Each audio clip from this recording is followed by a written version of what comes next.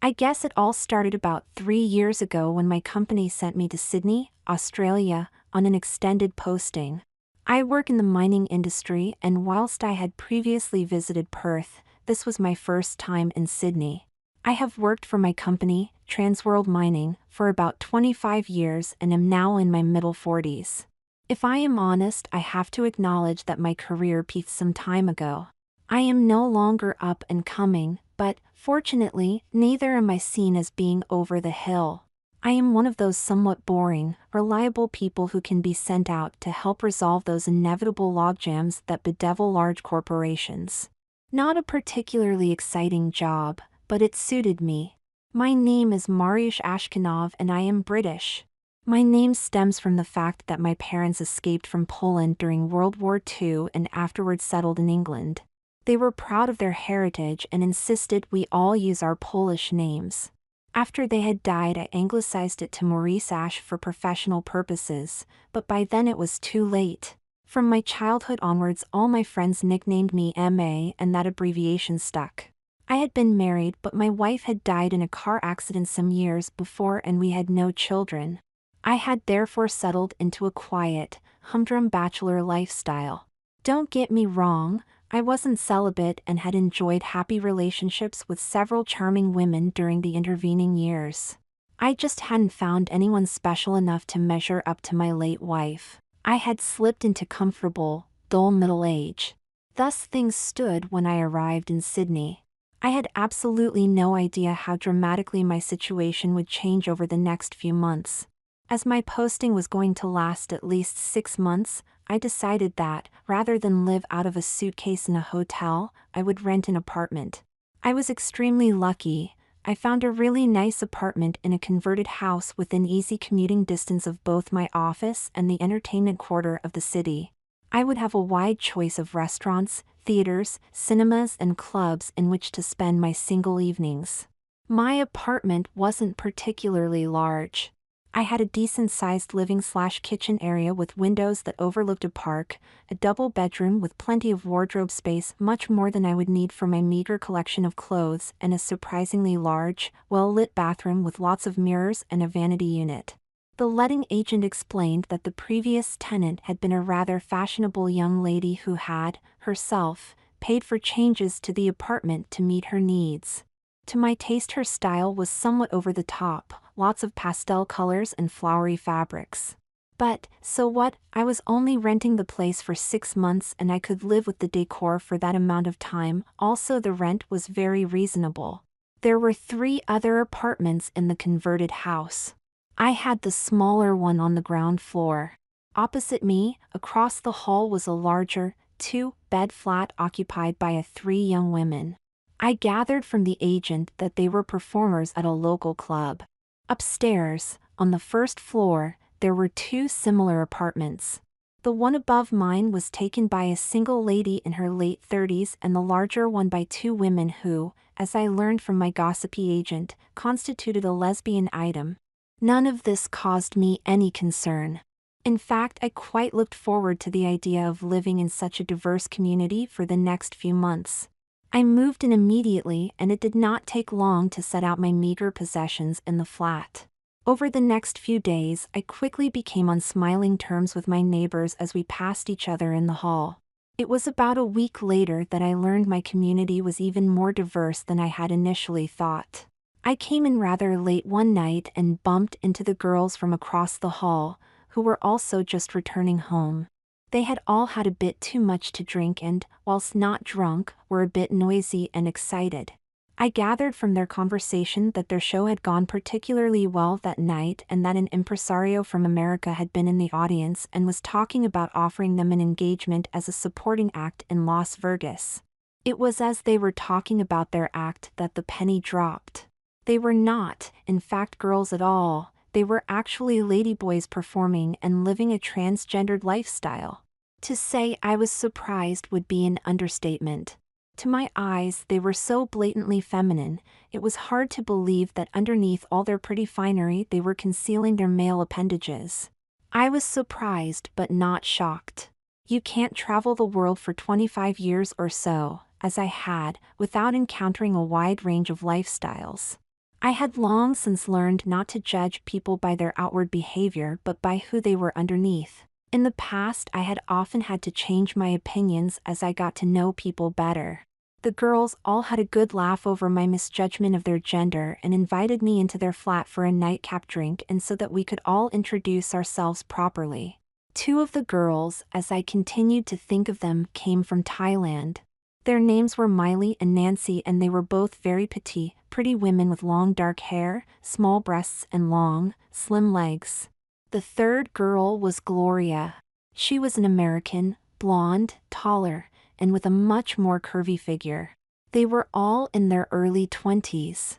Whilst Gloria had no trouble addressing me as M.A., the best the two Thai girls could manage sounded like M.I.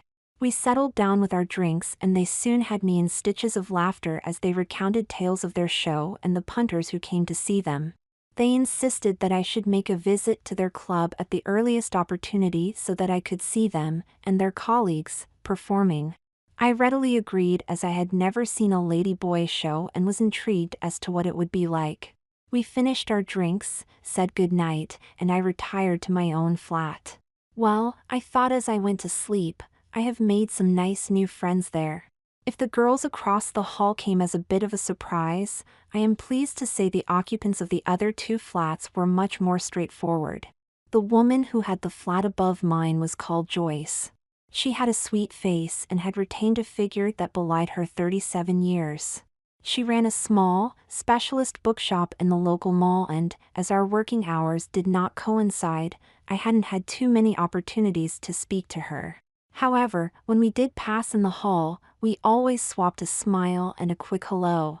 The lesbian couple in the final flat had, I discovered, been together for some 7 years and were, to all intents and purposes, a regular marriage. Maybe Fiona was slightly more assertive than Mary, but that was about as far a role differentiation went. They certainly did not fit the stereotypical image of a lesbian couple, one all butch and the other overtly femme. They were just a pleasant pair of neighbors. Their passion was for playing cards, especially bridge, and they had a regular, weekly card evening with Joyce and a friend of theirs from across town. So, for a week or two, the lives of our little community settled in comfortable routine, weekly card games for Joyce, Fiona and Mary, quiet evenings in for me, and noisy returns from work on the part of Miley, Nancy and Gloria. Needless to say, I had taken up the girls' invitation to their club. I had enjoyed their show very much, but cross-dressing wasn't my scene and I did not make a second visit. I did like the 3 boy girls though and admired the way they were pursuing their chosen way of life. We became good friends and I would occasionally join them after work for a nightcap and chat. Although I was considerably older than them, this didn't seem to matter and they treated me as an older brother or uncle. I also got into the habit of helping them out with the heavier chores in their flat. All 3 were on hormones and these had taken a toll on their previous masculine muscle strength. One evening I joined them for a drink and noticed that whilst Gloria was as high as a kite and very excited, Miley and Nancy were rather quiet and subdued. It gradually emerged that the American impresario from Las Vegas had offered Gloria a role in his new show, but not the other 2. They were pleased for their friend but sad the trio was going to have to split up. Gloria moved out shortly afterwards amid much hugging and a few tears and subsequently went on to a very high-profile career in America as a top-line female impersonator. The other 2 girls decided not to look for another flatmate but, for the first time, each have a room of their own. One Sunday there was a knock on my door and there was Nancy looking disheveled in t-shirt and shorts. Could I please come and help them? They had purchased a second-hand wardrobe for Nancy's new room but it was proving difficult to put together. I was happy to help out. I soon discovered they had bought a brute of a piece of furniture, all real, heavily carved wood in lots of sections and no instruction booklet. I thought erecting IKEA furniture a bit of a challenge but this was something else. Soon I was dripping wet with sweat. I had torn a long rip in my trousers on an unnoticed nail and my shirt was filthy with years of accumulated dust. Eventually between us we succeeded in putting it together and the girls decided we all deserved a celebratory glass of champagne. They went off to shower and change and came back looking sweet and fresh in pretty, summery dresses. They took one look at me and told me there was no way I was going to be allowed to sit on their sofa in the state I was in. I was promptly marched off to their bathroom and firmly told to get cleaned up. As I showered and washed my hair, I realized I rather liked the feminine sense of the products I was using. I felt relaxed and at ease. Drying off, I heard giggling coming from the other room and then noticed my dirty, torn clothing had been removed from the floor. The only garment to put on was a bathrobe hanging on the back of the door. Whilst feminine in cut and trim, it was not overtly so, being made of white toweling with pink piping. I didn't, therefore, worry too much about putting it on and walking into the living room. "I'll just pop across to my flat and pick up some clean clothes," I told them, but, giggling, they refused to let me leave. They told me they had long joked about seeing how I would look as a woman, and this was the opportunity for them to find out. Perhaps I had had too much champagne, but I found myself joining in the laughter and agreeing just this once to go along with their plan. Squealing with delight, they told me Gloria had left a couple of cases of clothes behind when she moved out, and being more my size than they were, they thought they might be able to find some things to fit me. With some trepidation I watched as they pulled the cases out of a cupboard. What had I let myself in for? My years of traveling had kept me fairly fit and in trim, and I have always been slightly built, so there was at least a decent chance I would fit into some of Gloria's old clothes. It did not take long for the girls to have me tucked into a tight-fitting gaff with my male parts firmly squashed out of sight. It was a little uncomfortable at first, but the feeling of compression soon passed. Next I was laced into a simple, black waist cinch. As the girls tightened the laces, I thought they would cut me in two. This was definitely not a comfortable garment. A garter belt was fastened round my waist, and a pair of sheer black stockings rolled up my legs and attached to the clips on the garter belt. I have to confess to finding the top pull of the garters and the sound of the nylons rubbing together as I moved my legs rather erotic. Next up was a lacy black bra. It was a fairly substantial garment, and Miley explained this was necessary in order to properly contain the breast forms, which were the next items added to my rapidly changing appearance. The forms were very realistic, and Miley told me that when glued on properly and the edges blended in with a little makeup, they were virtually indistinguishable from the real thing. As we were just fooling around, on this occasion she said she wouldn't bother with the glue, but just slip them into my bra. I noted the "on this occasion" with some trepidation. The girls now sat me down in front of a mirror and proceeded to make up my face. Foundation quickly hid any residual trace of my beard. Shadow and powder and blusher brought a nice contouring to my face. Brown and cream eyeshadow and lashings of mascara and eyeliner gave me smoky, smoldering eyes. My brows were a little bushy, but, with a judicious of theatrical pan stick and an eyebrow pencil, they were somewhat reduced. I heard Nancy muttering, "They will look better after plucking." Again a nervous shudder ran through me. Just what was I getting into? A light brown, shoulder-length wig was placed over my hair, and, to my amazement, I saw, in the mirror, an image of a reasonably attractive young woman sitting there in her undies. Yes, a young woman. The transformation effected by the girls had knocked at least 10 years off my apparent age. To say I was astounded would be a major understatement. By now the girls were really into their stride and keen to complete my transformation. Many of Gloria's clothes were inappropriate for a woman of my apparent years, but Nancy quickly dug out an emerald green silk dress and matching jacket that she thought would be just right for me. The dress was sleeveless, knee-length and fairly form-fitting. It had a simple scoop neckline that hinted at my cleavage without being overly revealing. Once on, it really emphasized the curves created by my foundation garments. Simple black court shoes with a 3-inch heel threw me slightly off balance, and the girls made me walk up and down until I felt comfortable wearing them. I found that wearing heels made me walk differently, with small steps and a more precise placing of my foot on the ground. The matching jacket had 3/4 length sleeves and was fairly boxy in shape. It came to my new waistline and finished off the outfit delightfully. A lady's watch on one wrist and a gold bracelet on the other, together with a simple gold chain necklace and clip-on earrings, completed my ensemble. muttering from the girls to the effect that they would have had a better choice of earrings if my ears had been pierced, gave me another moment of doubt. Now I was able to take a look at myself in a full-length mirror. I was staggered by my transformation. A nondescript, middle-aged man had become an attractive 30-something woman. In no way could I compete with Miley and Nancy, but they were many years younger than me and had had years of practice at being a woman. I have to admit to being very pleased at the image I presented. Miley and Nancy were delighted with their work and said, "Emma, you look very pretty. We can't call you by your man name now.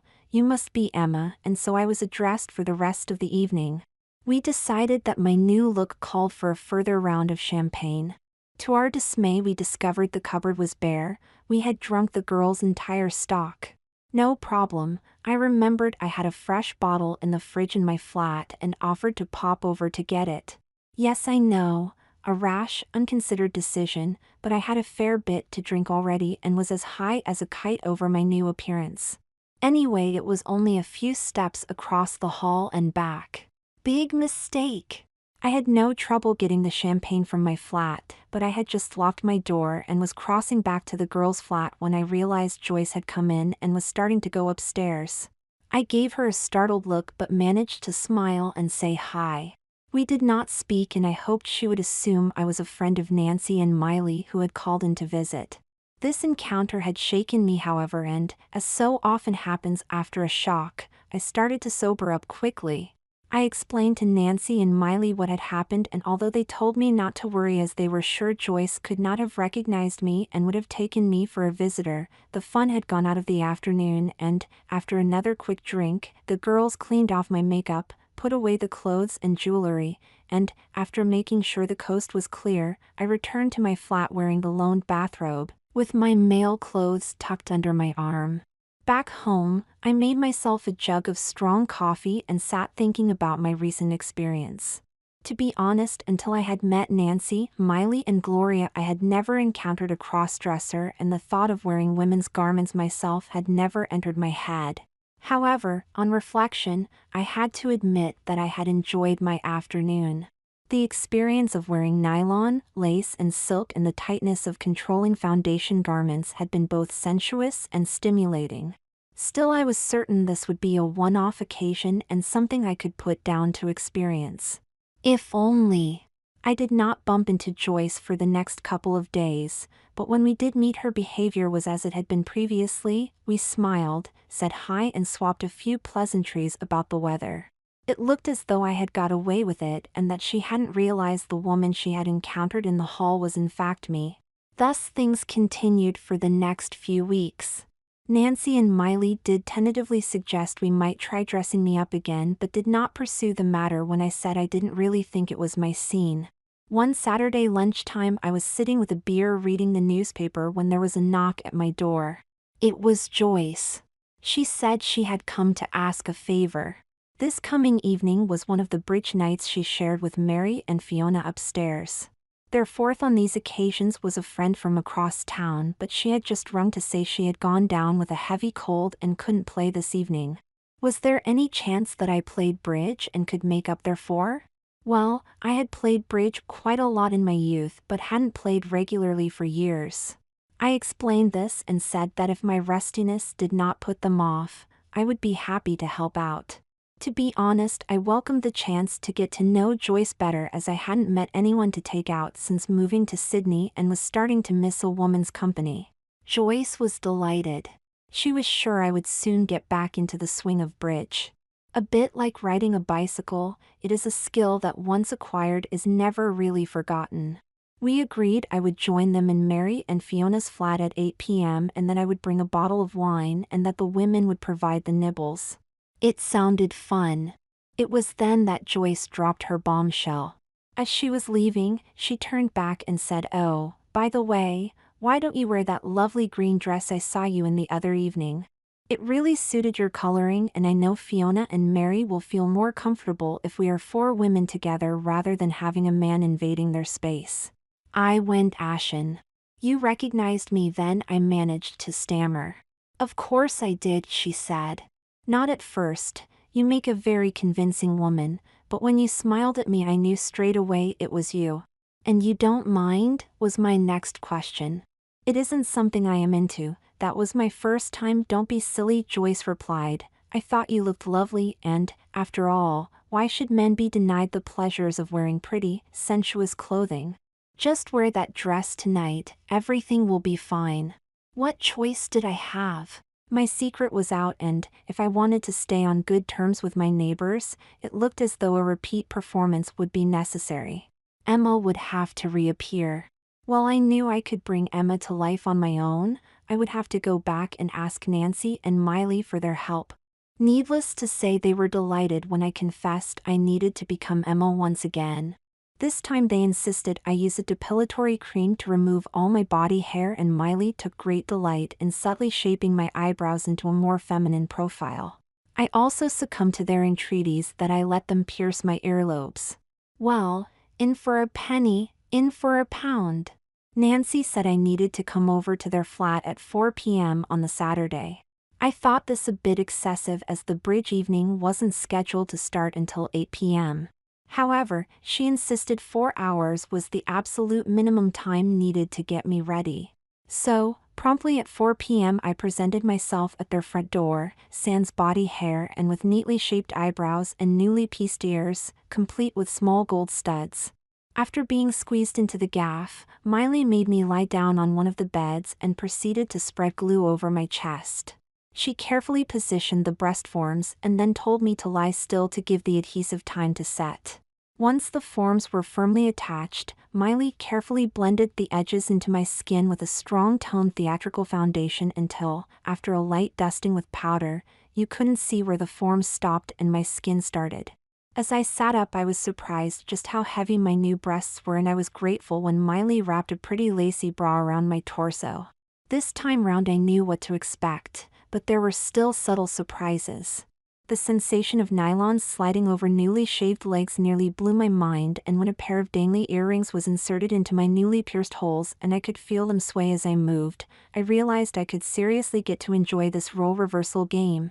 Eventually, just before 8 p.m. Miley and Nancy declared I was just about presentable enough to take my place with the other ladies at bridge. I thanked them profusely, and the kisses we exchanged seemed perfectly natural in my new feminine role. However, it was with some trepidation that I knocked on the door to Mary and Fiona's flat. Fiona opened the door. "Come on in, Emma," she said. "You look lovely. It is so good to welcome another girlfriend into our little community. Now we can be 6 girls together, rather than 5 girls and 1 man." I then realized that Nancy and Miley were fully accepted as women and that, until now, I had been the odd one out in our block of apartments. Well, what is there to tell about an evening of bridge other than to an aficionado?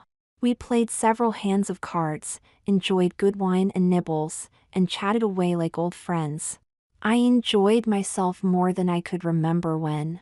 I was quite sad when the evening finished and it was time for Joyce and I to leave, and I readily agreed that Emma would be happy to deputize anytime a 4th was needed for bridge. Joyce and I left the flat together and she asked if I would like to join her for a cup of coffee. I did not need asking twice. Needless to say, I did not return to my flat that night, and Joyce and I had a very pleasant time becoming better acquainted, but that was between 2 consenting adults and I do not intend to kiss and tell here. As I say, all this happened some 3 years ago, shortly after I relocated to Sydney. So what has happened since?